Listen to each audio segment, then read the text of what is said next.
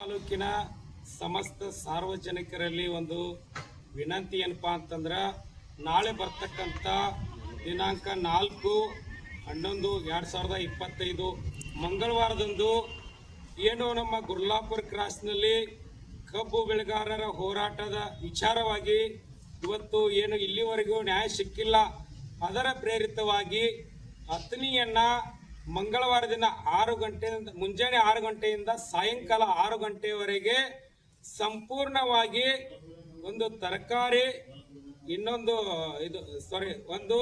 ಹಾಲು, ಇನ್ನೊಂದು ಆಂಬುಲೆನ್ಸು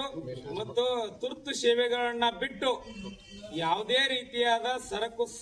ಸಾಗಾಣಿಕೆಗಳಿಗೆ ಅನುಮತಿ ಕೊಡದೆ ಅವತ್ತು ಸಂಪೂರ್ಣವಾಗಿ ಸ್ವಯಂ ಪ್ರೇರಿತವಾಗಿ ಎಲ್ಲ ಸಾರ್ವಜನಿಕರು ಸಹಕರಿಸಬೇಕಂತ ಹೇಳಿ ತಮ್ಮಲ್ಲಿ ವಿನಂತಿ ಪೂರ್ವಕವಾಗಿ ಕೇಳ್ಕೊತಾ ಇದ್ದೀವಿ.